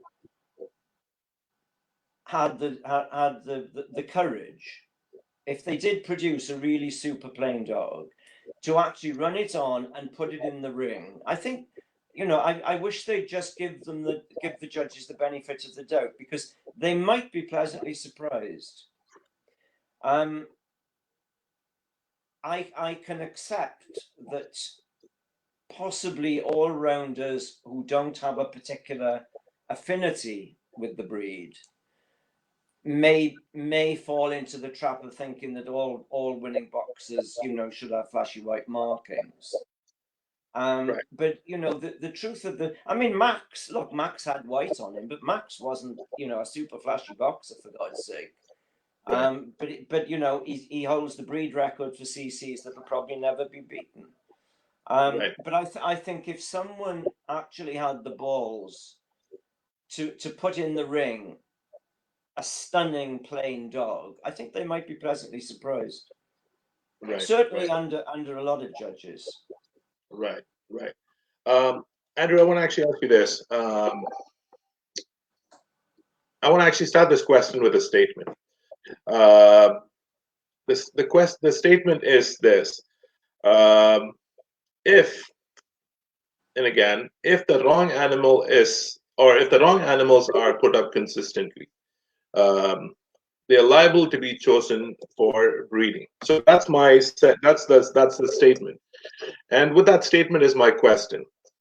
My question is this: if breed stock evaluation is the purpose of dog shows, as we all know it to be, how do you see the value of all breed judges who have never kept or bred the breed, giving the nod on the breeding stock to use? Right. Well, let me preface this by saying at the outset, let me stress that, in my opinion, there is no finer judge of any breed, we're not just talking boxers here, of any breed, than a true breed specialist who is capable of judging a breed without fear or favor, fully conversant with all the breed's subtleties and nuances.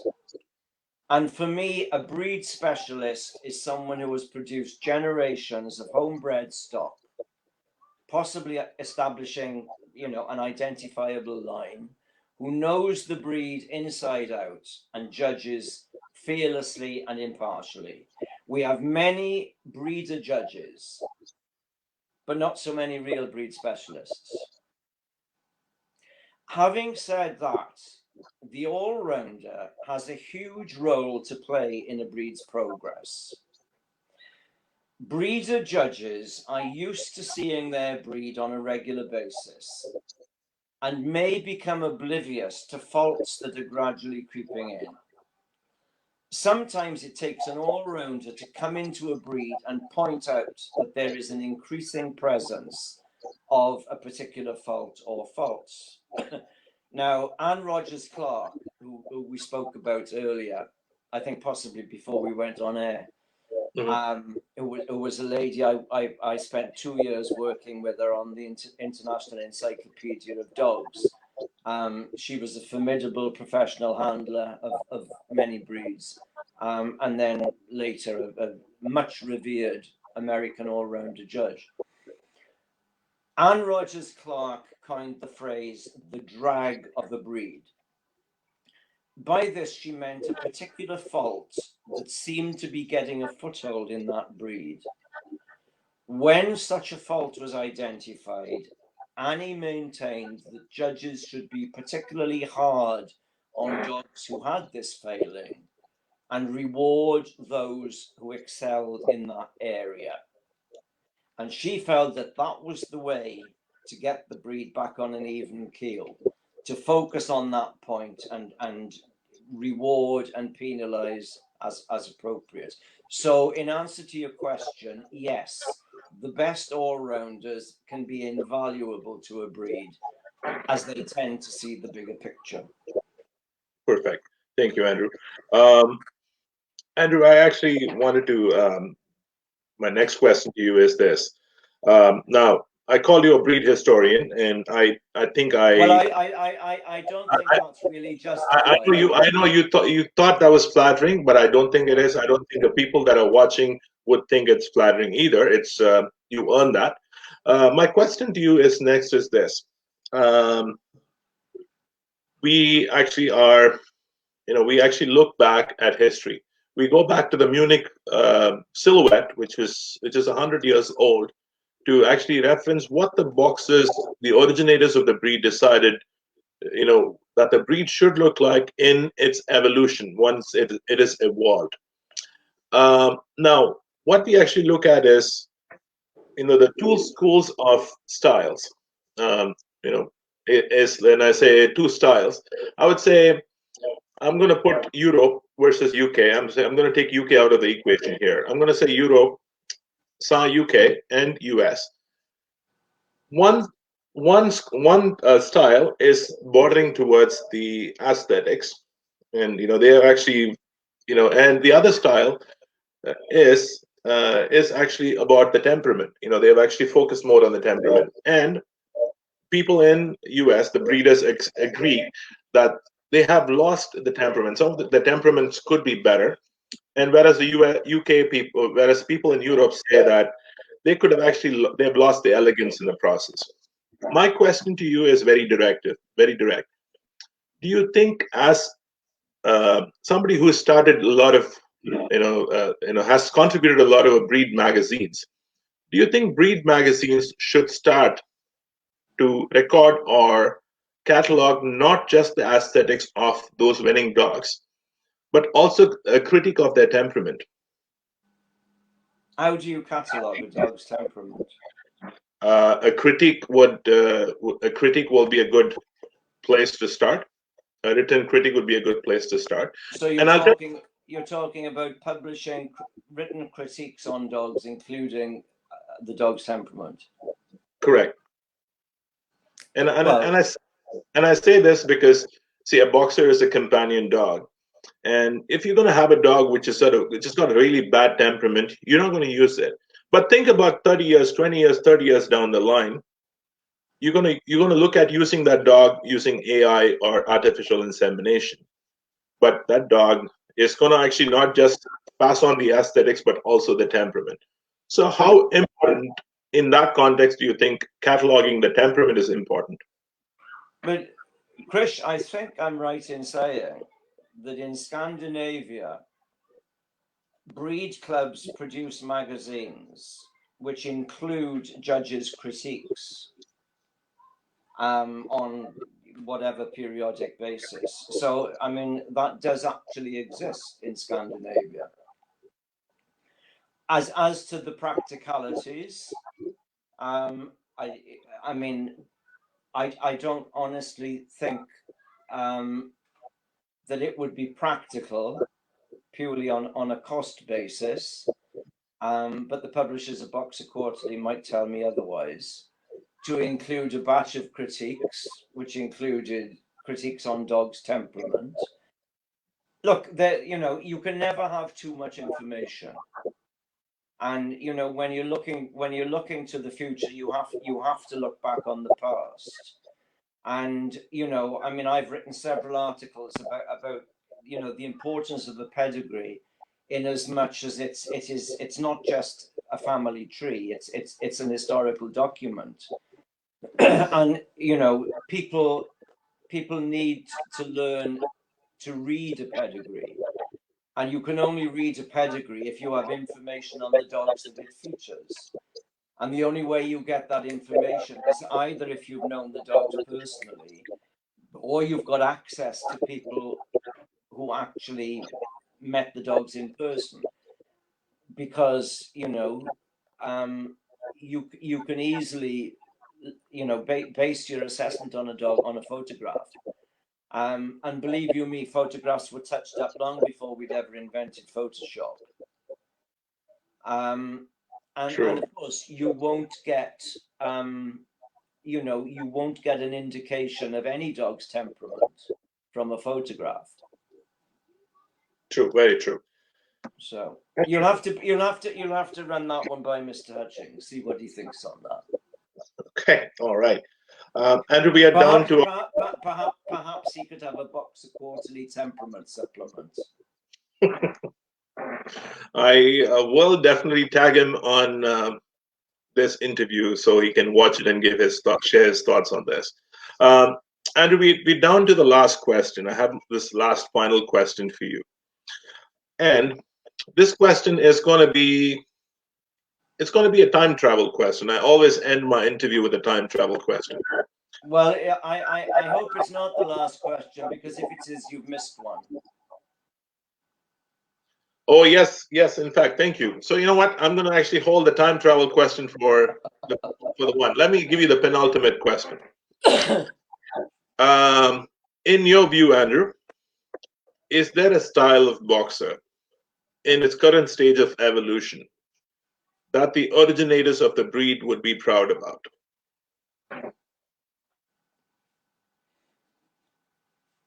Yes. And it probably lives in Bermuda or the Azores. Because in theory, the boxers that I believe would please Frau Stockman are in the middle of the Atlantic Ocean, a blend of the American and the Anglo-European dogs of today. So okay. she'd need to get her swimming costume on and get out to the middle of the Atlantic. All right. Very, very aptly put. Now on to the time travel question.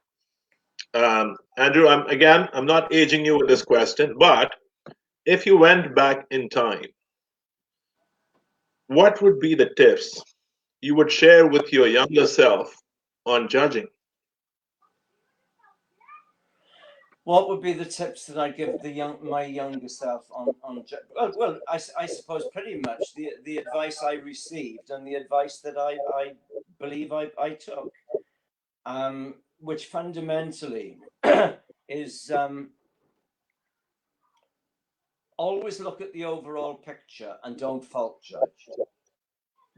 Put them up for their virtues, not down because of their failings, and judge only the dog, not the handler, not the pedigree, not the winning record. The best piece of advice I was ever given, which came from a gentleman called Nigel Aubrey Jones, who was my absolute mentor in dogs, in life in general. He's no longer with us, unfortunately. You may or may not have heard of him. He was a Welshman who emigrated to Canada, one of the greatest Pekingese authorities ever. A marvelous writer. If you've never read any of his articles, you've lost out. And he was also a wonderful judge, as was his partner, Bill Taylor. And the best piece of advice Nigel ever gave me was simply this: judge as if this is your retirement appointment and the one you want to be remembered for. The reason behind that is far too often judges are placed in a slightly political situation. They don't do it right on the day, but they do actually convince themselves that the next time they do it, they're going to do it straight down the line. They never will. They never will. Once you've tasted convenience judging, you are lost forever. Right. I thought, you know, when I sort of briefly looked over those questions, I thought that question might have been a little bit expanded a little bit and included sort of would there have been any particular advice I would have given my younger self? I, And like I said, this question is like a breed standard, right? yeah, So you draw it's the open. canvas, you It's draw the open to picture. it's open to put one of the things, you know, I don't have many regrets um uh about my doggy life, because you know the dog world has been extremely kind to me and I've loved every minute of it. I do regret, you know, I went to college, which I omitted in the earlier section. I went to college, the Birmingham College of Food and Domestic Art, and because I was so entrenched in the whole boxer thing, I managed to lodge with Peggy Ingram, who was, she had the Bockenden boxers, bred some very lovely boxers. Was very heavily involved with the Midland Boxer Club, and one of her best friends was actually Pat Withers of Witherford fame. And I was doing a HND in hotel management and catering, and I came out before I'd actually finished the course. Basically because I decided at that point that you know, the original game plan was to open a restaurant, and then I realised that if I was going to open a restaurant, I would have to work weekends. But weekends was when you have dog shows, so you know, this wasn't going to work. So I needed to sort of rethink things. But I do wish I had actually stayed in college for the duration, not necessarily for the diploma and the restaurant side of it, but it would have given me more time with Peggy, she was a very private lady, very quiet, and she'd had a bit of a tough life. She was widowed very young and had to run a boarding kennel to keep going. But she bred some beautiful boxers, and we shared some very good times. And you know, I could drive, obviously, in those days, so I used to drive her to shows. Occasionally, I was allowed to handle, not very often, but occasionally. And of course, through Peggy, you know, I got to know Pat Withers quite closely socially.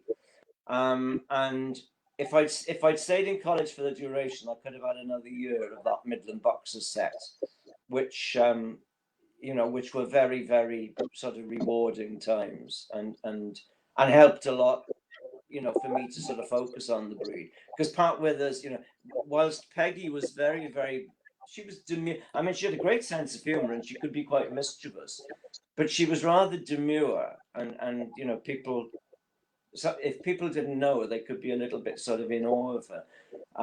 But whereas she was sort of quiet, Pat was outrageously outspoken, larger than life, and you know, she let you know exactly what she thought.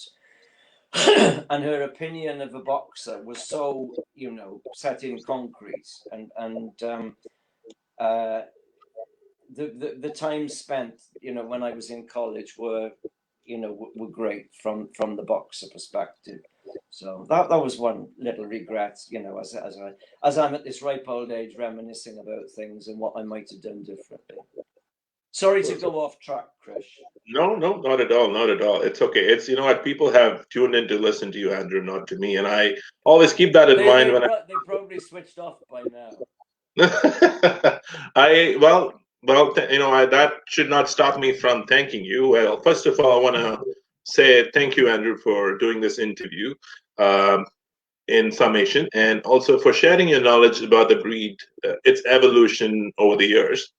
And again, I also want to take this opportunity to acknowledge the key interest that you took in putting the framework of questions together, because, you know, there was a conversation we had, um, and also introducing many new members to the Indian Boxer Ring Breed Discussion Forum. Um, Now, I remember this, and again, I want to say this in one of our many conversations leading to the interview. You mentioned, Krish, you got to smile more, and I said, that all depends on you, Andrew. I hope you keep it funny. Um, well, my verdict is this, Andrew. You kept this conversation very interesting, and you managed to keep me, and I'm sure the viewers, enthralled with your brilliant articulation.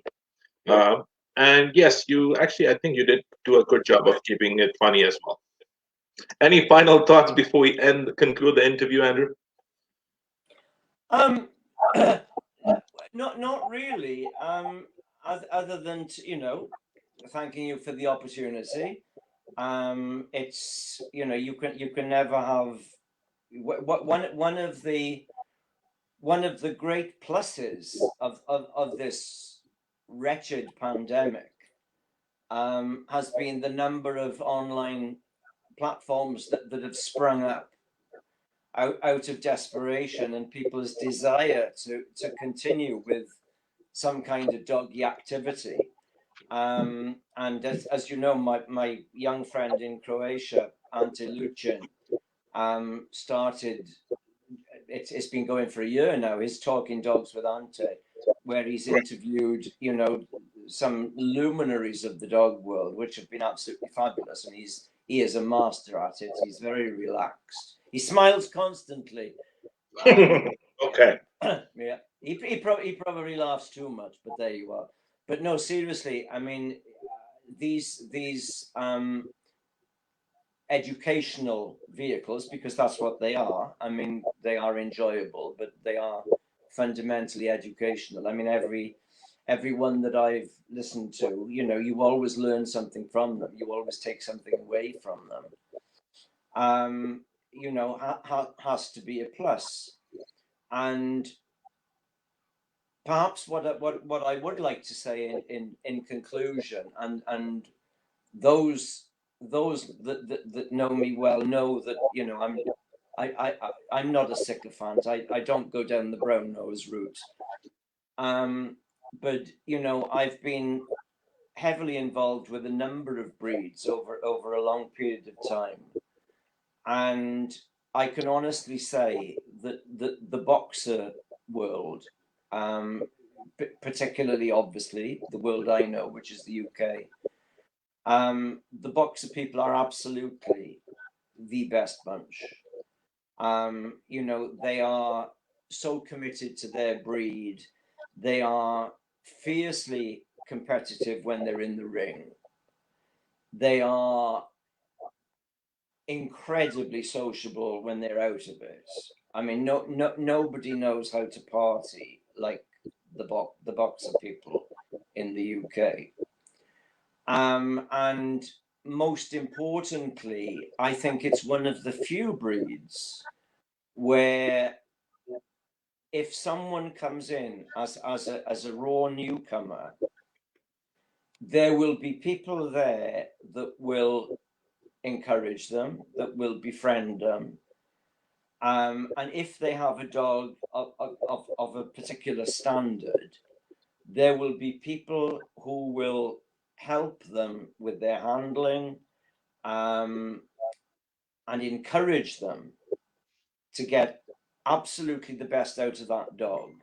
And I mean, this doesn't happen in many breeds, believe me. But if you turned up at a championship show or even an open show, whatever, in the UK, a complete novice who didn't know anything about showing dogs, with a dog that obviously had potential, there would be people in the boxer world that would come up to you and say, you know, you've got a really nice dog here, but you need to get, you know, your handling skills, and we'll take the time and the trouble.